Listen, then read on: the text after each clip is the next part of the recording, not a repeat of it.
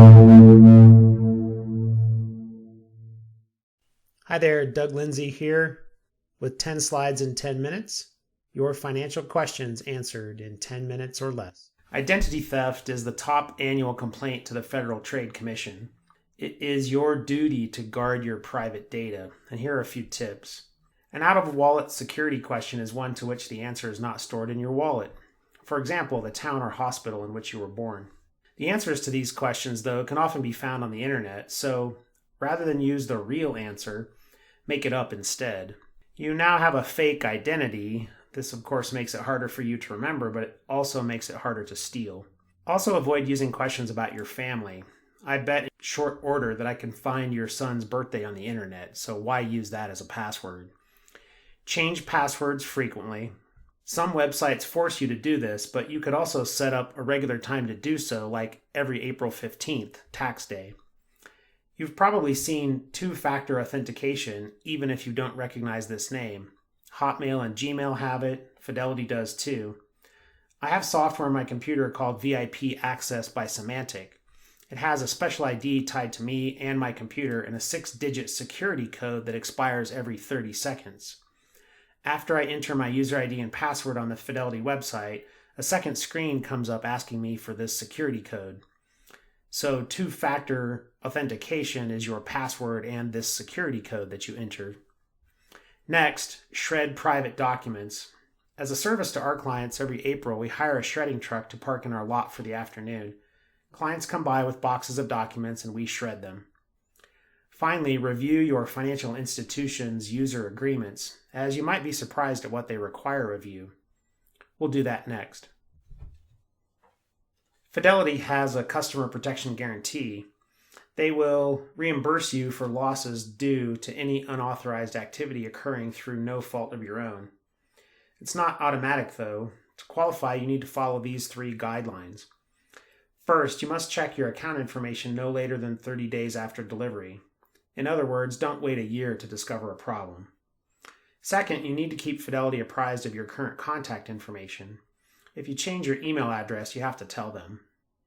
You also need to adopt some specific recommended practices, which I'll share with you on the next couple of slides. If you suspect that anything suspicious has happened, contact Fidelity at this number.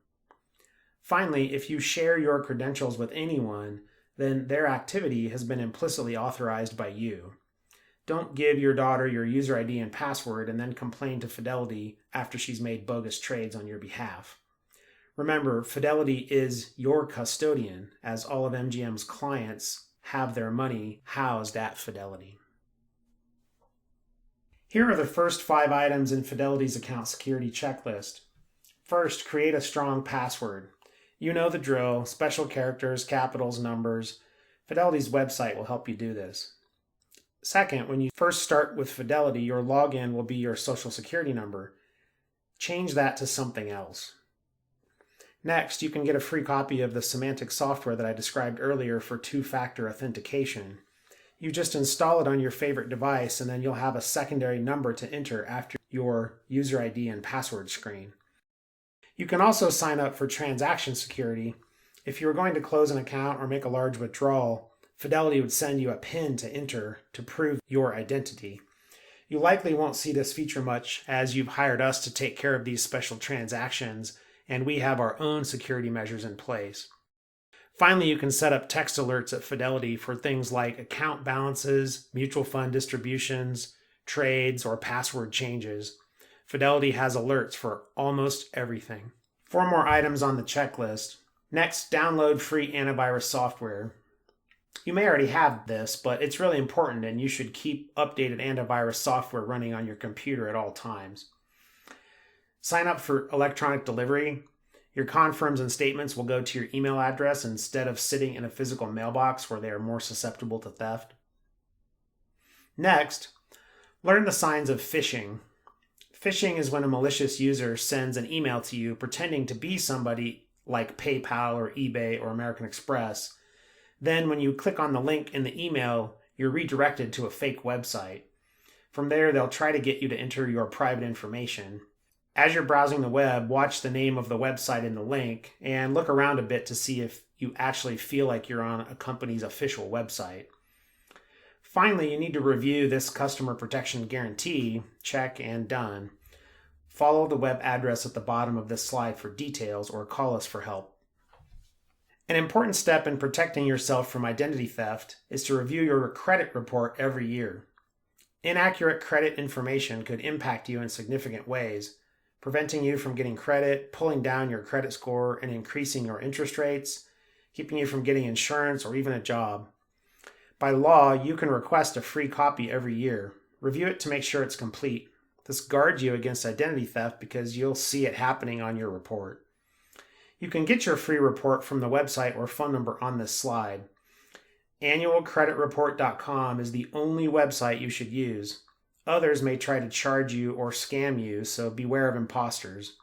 Finally, run reports on your minor children's social security numbers too. You've probably heard of identity protection services like LifeLock that claim to help detect and fix identity theft problems. Services like this can cost from $100 to $300 per year. Shop carefully.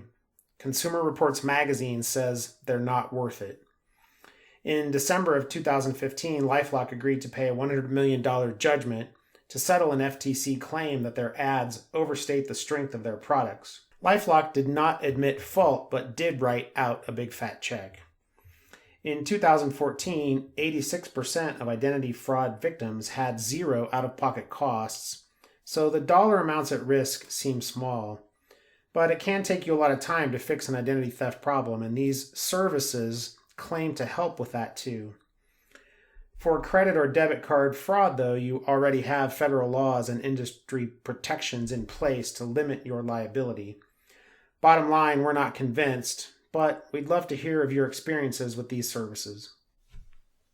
One of the best ways for you to protect yourself is with a credit freeze. There are 3 consumer reporting agencies, Experian, TransUnion, and Equifax, who track your credit. With a freeze, no lender can get a copy of your report without your permission. For example, say a thief goes into Lowe's and tries to open a credit card using your stolen identity. Lowe's then requests your report from Equifax. If you've frozen your credit, then Equifax just says no to Lowe's. A credit freeze is free for New Mexico residents 65 and older or those who've been a victim of identity theft. Once the freeze is in place, if you truly need to get a report for a loan, then you call an 800 number, type in your PIN, and temporarily unfreeze your report. Lowe's would then call and get a copy of your credit. Once the allotted unfreeze time is up, say 2 weeks, then the freeze automatically goes back into place. This might cost $5 to $10 each time to unfreeze, but is well worth the cost and small hassle.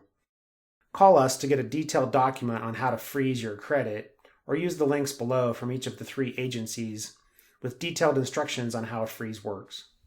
This next one will shock some of you, but we recommend that you stop writing checks by hand. A check is simply identity theft waiting to happen. Consider this: your name, address, phone number, and your account number are all on the check.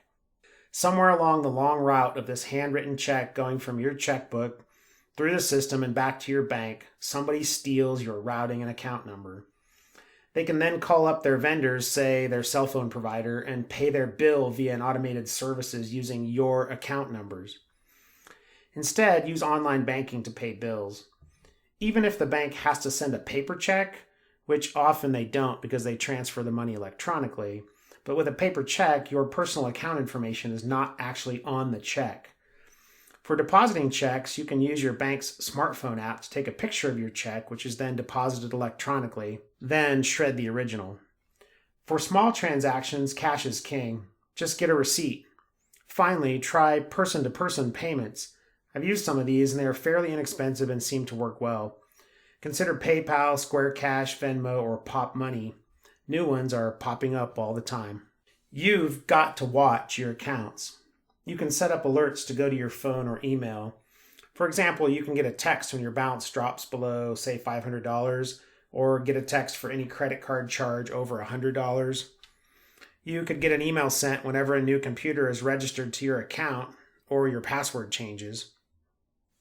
Make it easier on yourself. Get statements electronically and then reconcile them. You have to look at your statements to find unauthorized transactions. Also consider an account aggregator like mint.com. This website by the makers of TurboTax and Quicken pulls all of your balances and transactions from all of your accounts into one place. This makes it easy for you to log in frequently and quickly check all of your account activity. One drawback, you do have to provide your user ID and password for each of your accounts, so you must pick a site you trust. No actual transactions or transfers can be initiated from these aggregator sites. They only report back to you what has already happened. Here are some additional assorted tips. Take every item in your wallet out and photocopy the front and back. This will make it easier for you to remember what was in the wallet if it was stolen. And please do not carry your social security card. Also, don't use the same user ID and password for multiple sites. If a thief gets into one, he can then get into all of them. Instead of using your home mailbox for outgoing mail, drop the mail into a post office collection box instead. Or, especially for frequent travelers, consider a virtual mailbox service where they scan and email you all of your incoming letters. You can also opt out of direct mail credit cards by calling the number on the slide. Finally, Snopes.com is a great website for researching scams, hoaxes, phishing emails, and other fraudulent internet activities. And it's just plain fascinating to read. If you have additional questions about identity theft or think you've been a victim, please contact us. We're here to help you. That's the end of this session of 10 slides in 10 minutes. Hope you enjoyed it. I'm your host, Doug Lindsay. If you need additional information, remember to go to our website, and please tune in to our next session. As always, contact us if you have questions.